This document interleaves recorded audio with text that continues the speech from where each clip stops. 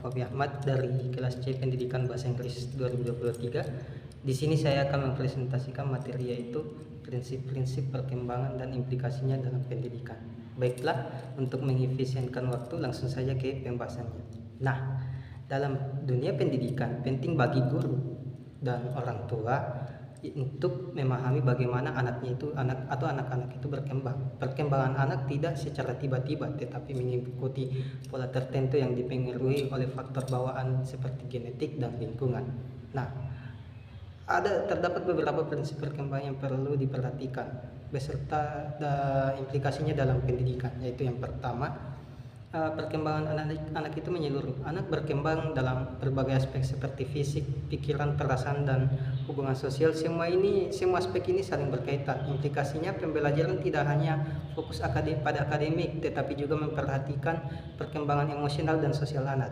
Yang kedua, setiap anak memiliki kecepatan perkembangan yang berbeda. Tidak semua anak berkembang dengan kecepatan yang sama. Ada yang lebih cepat dan ada juga yang lebih lambat. Implikasinya, sekolah harus fleksibel dan memberikan kesempatan bagi anak untuk belajar sesuai dengan kemampuannya dan kecepatannya itu sendiri.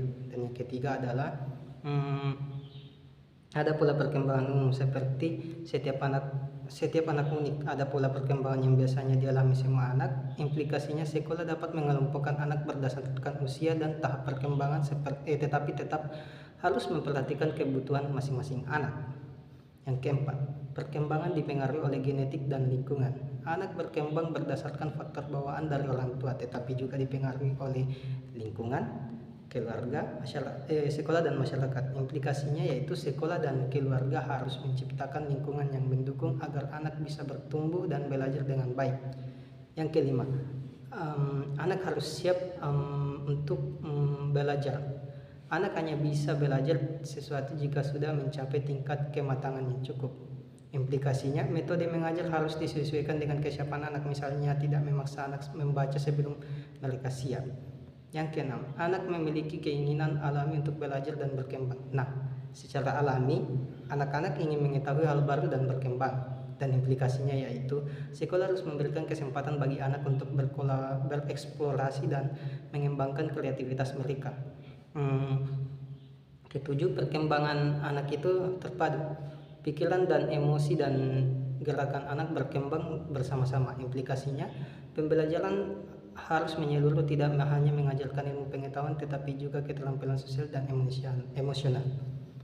Dan juga yang kedelapan, belajar dari yang sederhana ke yang lebih rumit. Anak belajar dari hal yang mudah dan sederhana lalu berlanjut ke hal yang lebih kompleks. Implikasinya, kurikulum harus disusun secara bertahap sesuai dengan perkembangan anak-anak. Dan 9, yang terakhir, dukungan dari guru dan orang tua itu sangat penting. Perkembangan anak tidak hanya dipengaruhi oleh faktor alami tetapi juga oleh bimbingan yang diberikan oleh guru beserta orang tua. Implikasi, guru dan orang tua harus aktif mendukung perkembangan anak agar mereka bisa tumbuh dengan baik. Nah, dengan prinsip-prinsip ini, pendidikan dapat dirancang agar sesuai dengan kebutuhan anak sehingga mereka bisa belajar dan berkembang secara optimal. Nah, itulah tadi beberapa penjelasan yang bisa saya jelaskan pada hari ini, dan apabila ada kurang dan kesalahan kata ataupun kekurangan materi, saya mohon maaf. Saya menjelaskan dengan sesuai pemahaman saya. Terima kasih. Wassalamualaikum warahmatullahi wabarakatuh.